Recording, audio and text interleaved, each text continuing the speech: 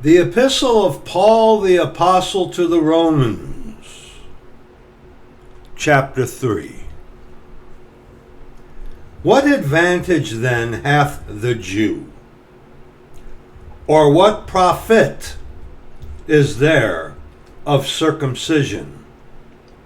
Much every way, chiefly because that unto them were committed the oracles of God.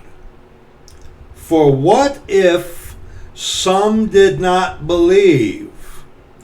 Shall their unbelief make the faith of God without effect?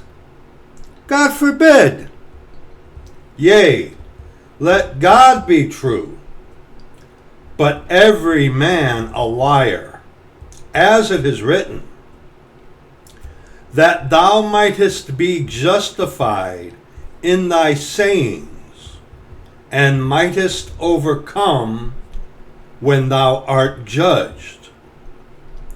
But if our unrighteousness commend the righteousness of God, what shall we say? Is God unrighteous, who taketh vengeance?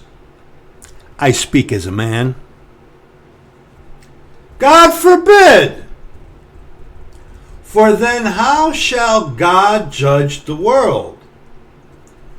For if the truth of God hath more abounded through my lie unto his glory, why yet am I also judged as a sinner?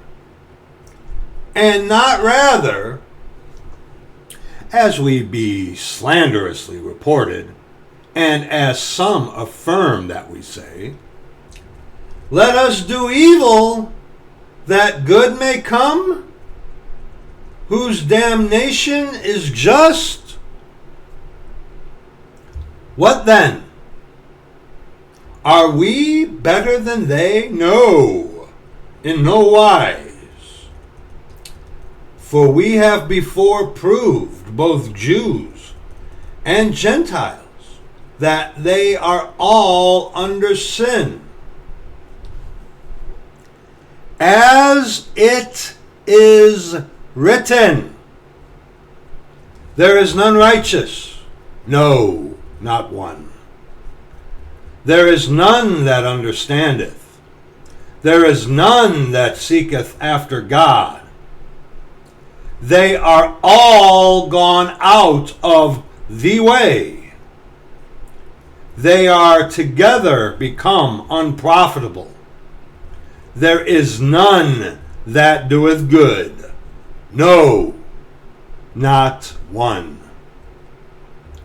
Their throat is an open sepulchre. With their tongues they have used deceit. The poison of asps is under their lips, whose mouth is full of cursing and bitterness. Their feet are swift to shed blood. Destruction and misery are in their ways, and the way of peace have they not known. There is no fear of God before their eyes. Now we know that what things soever the law saith, it saith to them who are under the law, that every mouth may be stopped, and all the world may become guilty before God. Therefore, by the deeds of the law, there shall no flesh be justified in his sight. For by the law is the knowledge of sin. But now, the righteousness of God without the law is manifested, being witnessed by the law and the prophets, even the righteousness of God, which is by faith of Jesus Christ, unto all and upon all them that believe.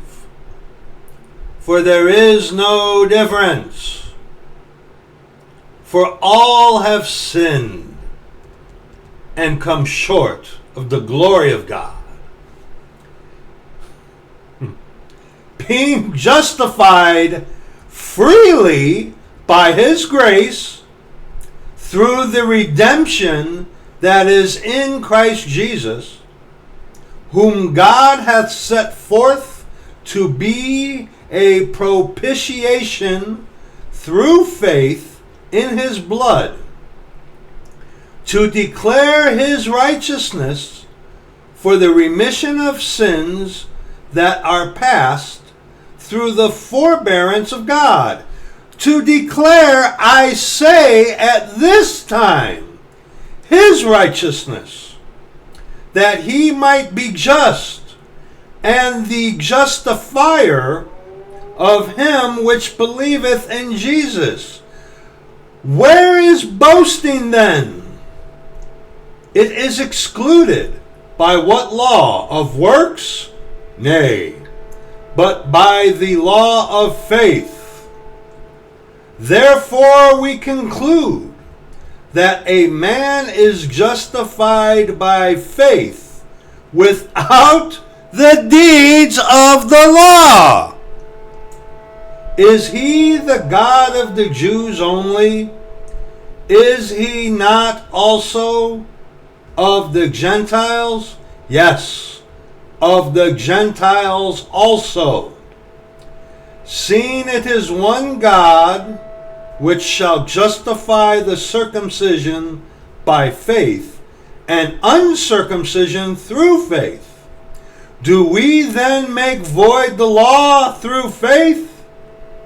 God forbid. Yea, we establish the law.